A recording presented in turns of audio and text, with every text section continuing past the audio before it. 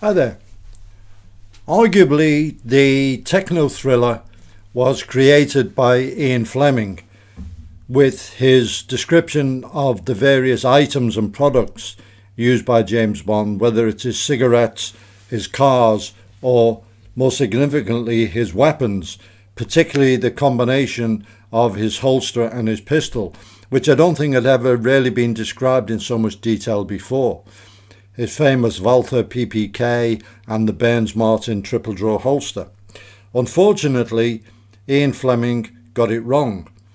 The holster, the Burns Martin, is designed for a revolver, not for a semi-auto. So there is a subset of the genre which doesn't make those kind of mistakes because they are all authors who have actual relevant operational experience. So people like Andy McNabb, Brad Taylor, Marcus Wynne, James Deegan, Tom Marcus, and they bring to their writing the background expertise and knowledge of weapons, also of tactics, and also of how people feel during violent encounters, the thought process of what goes through their mind, because they've been there and done that. And that's a very valuable added layer to the books of these types of people. And Jack Carr, with his series, is firmly at the very top of that list, because the fifth book, which is the one I want to talk about today, In the Blood, is the culmination of the previous four, in which the background expertise of Jack Carr, who served as an officer in the SEAL teams, has been very, very much put on display and brings a level of authenticity to his writing. So the hero of Jack Carr's books, and I have reviewed his previous books, by the way, you can find them on this channel, is James Reese. And it's very important to note that unlike some of the protagonists in this genre, James Reese is not a loner. Even though his family has been slaughtered in the first book, he has a support network of friends, people he served with and so on, and most significantly the Hastings family, who hail from Rhodesia, and that has brought some very interesting ties back to the Bush War, which have been influential in a couple of the stories. Another interesting thing about Jack Carr, and his name is a pseudonym, is that as a boy he was a big fan of thrillers himself, and he read them voraciously, and it influenced his decision to join the military and serve his country, which he did, as I say, as an officer in the SEAL teams, and he deployed overseas to Afghanistan and to Iraq numerous times. Then he turned to thriller writing himself, and with this series, which are, and the current one is currently top of the New York Times bestseller list, has been very, very successful. And this is because his early reading of all the influential writers, people like David Morrell and Stephen Hunter, has given him a very firm foundation, and he is able to avoid the cliches and the kind of dull writing that you do find in the genre by the less proficient thriller writers.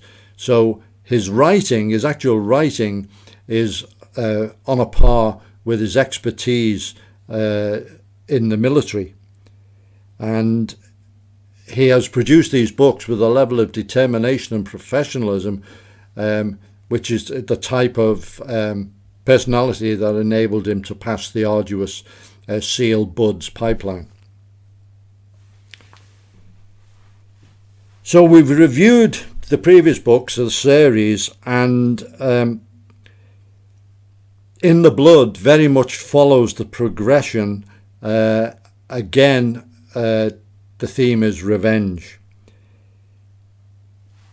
Because in the first book, James Reese suffered the double tragedy of having his SEAL element wiped out in a very murky military industrial complex plot, and also his family wiped out.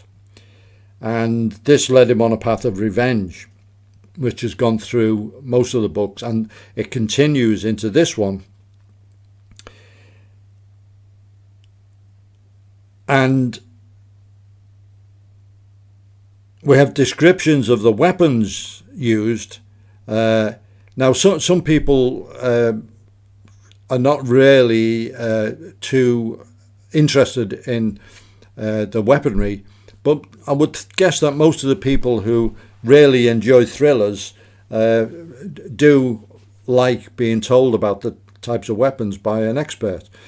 So we have some exotic weapons like tomahawks, and also sniper rifles, and some more obscure weapons such as the Mosin Nagant revolver come into the story. And because Jack Carr was a trained sniper, the level of expertise makes the reader very, very confident that what he's reading is realistic. And as in the previous books, we have a relentless change of locations, from Burkina Faso to Moscow to Italy to Israel, back to the United States, and so on.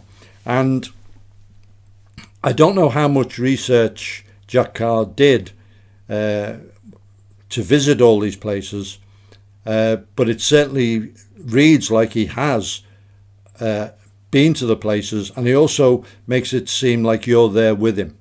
Very vivid descriptions of the locations.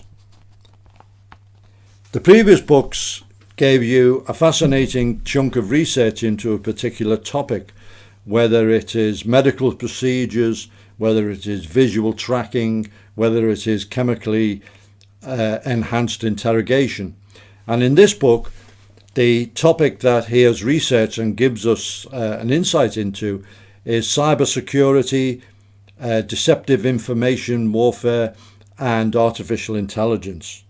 And without going down the rabbit hole, to me, it's a very scary subject, artificial intelligence in particular, and the whole notion that privacy doesn't exist anymore, to the point where I felt like taking a sledgehammer to my computer.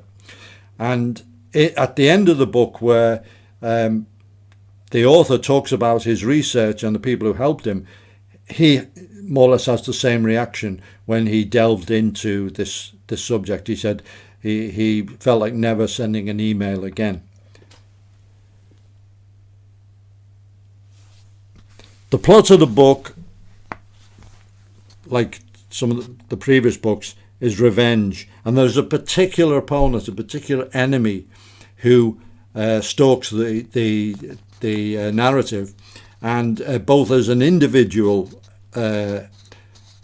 enemy, and also behind him is the real enemy, the organization behind him.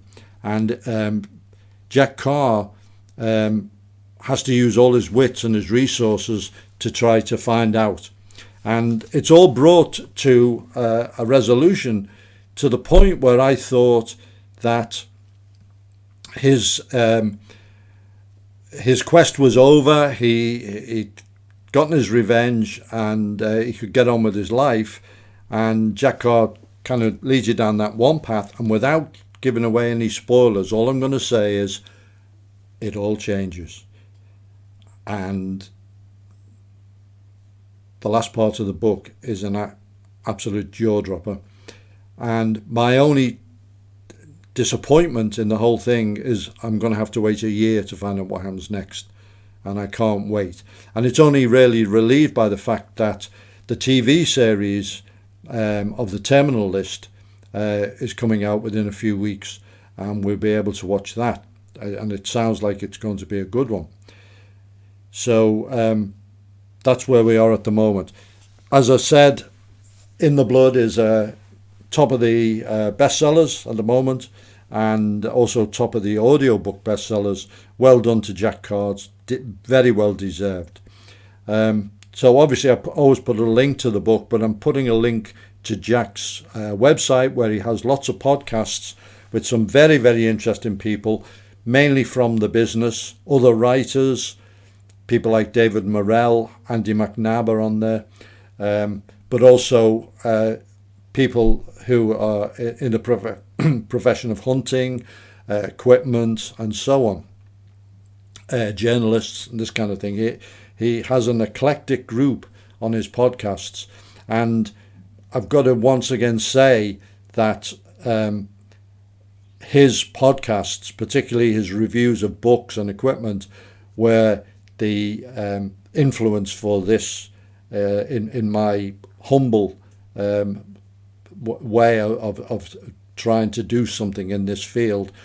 Jack Carr was my inspiration, and I heartily recommend you check it out.